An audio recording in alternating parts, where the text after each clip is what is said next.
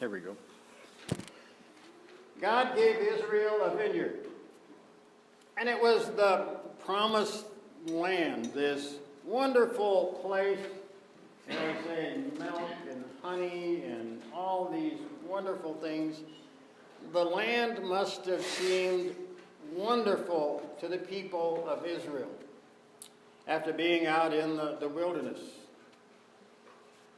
All kinds of manna and locusts and whatever else they had to eat out there. This land must have seemed wonderful and spectacular.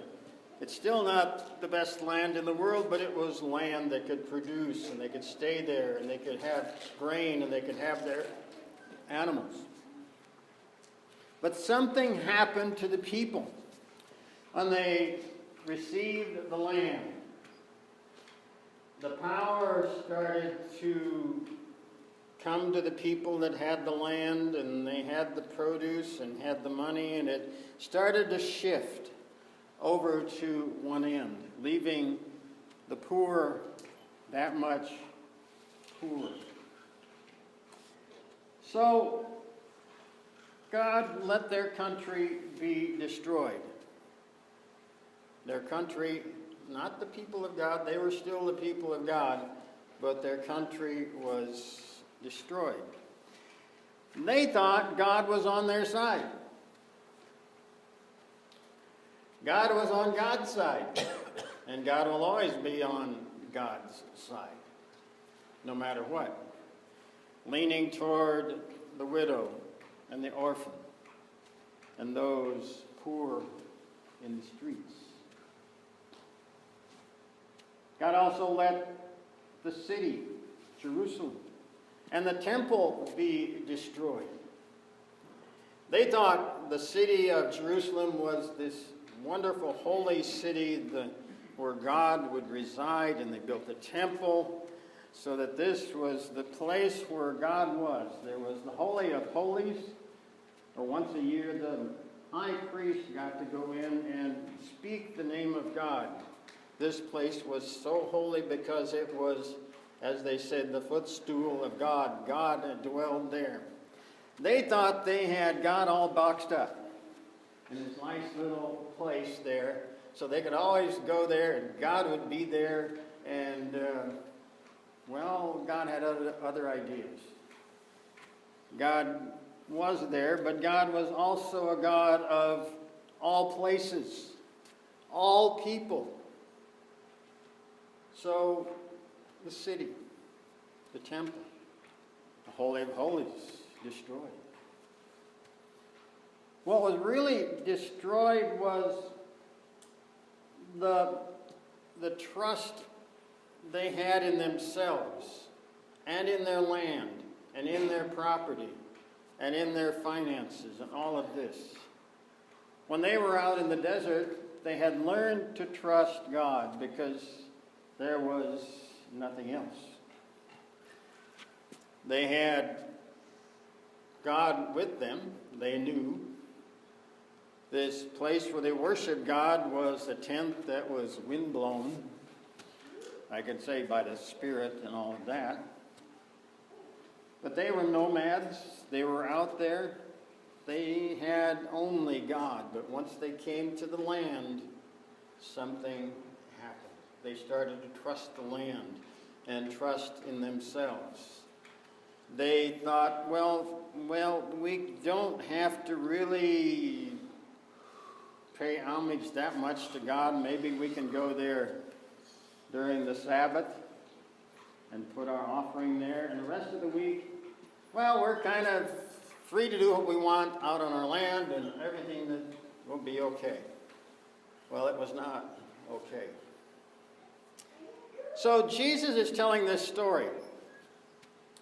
And you can almost hear the minds of the people that were listening to it. They knew what he was talking about. He was talking about them. For they had come back a full cycle again to trust in themselves, trust in the land, trust in their property, trust in the power that they had as people of the temple. They did not like what Jesus was saying. that God would destroy that place. It's kind of human nature when someone's power is being threatened, that what's the first thing someone does? They start striking out and going after that one that threatens their power. And indeed, that's what they did. They singled out this Jesus because he could possibly start a movement or a revolt that would cause them to lose their power. They watched him, they followed him, they arrested him, they executed him. But God would not be denied. Jesus was raised from the dead to say to the whole world, this vineyard belongs to God, period. And I am the Lord of the vineyard. We couldn't look at this as individuals. You know, we have property. God has given us everything that we have. But we really have to look at this more as an institutional kind of idea. And we can say God has given the church a vineyard. And that vineyard happens to be the whole world. You could put in there any of the denominations. You could put in Evangelical Lutheran Church in America. You could put in there, Lutheran Church of the Desert. For we have been given a vineyard. It's right here. Don't you see all the grapes growing out there? Maybe we aren't talking about grapes. Maybe we're talking about people. So, God has planted us here in the basin. So then we have to look at how are we as the people of God going to carry out that great commandment. Love one another as God has loved you. Or the Great Commission. Go, make disciples of all nations. How are we as the people of God gathered here at this place, at this time, to carry out those and to carry out that mission of God? I ran across, well, it was kind of a sentence, slogan, phrase a few years ago. And it's fascinating that I was going to use it today and the bishop used it yesterday. So I guess I'm in good company. It says basically, the church does not have a mission. God's mission has a church to help carry out God's mission.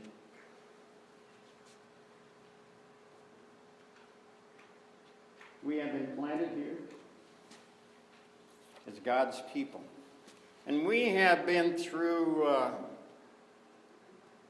all of us have been around for the last few years, been on quite a journey. A little tiring sometimes. But this is telling us, you've only just begun. We're just starting.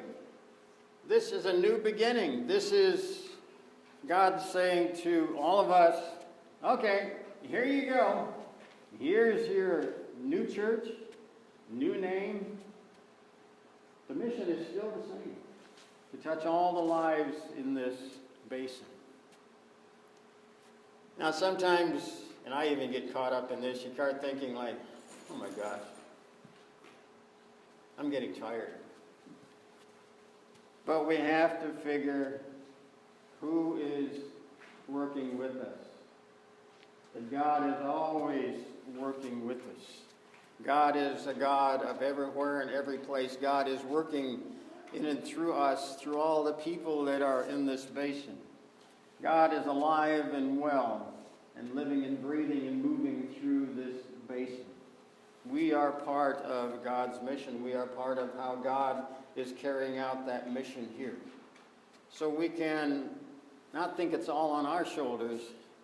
We can think it's on God's shoulders, and we are helping out God in this sense. So I guess we could look at it in the sense of our own individual happenings in our life. If someone gave us a beach house to live in for a while, or a nice mountain cabin or something, we wouldn't change it, we wouldn't remodel it, we'd take care of it the same way with what God has given to us here. We've been given a vineyard that's full of grapes, full of people, ready to be harvested.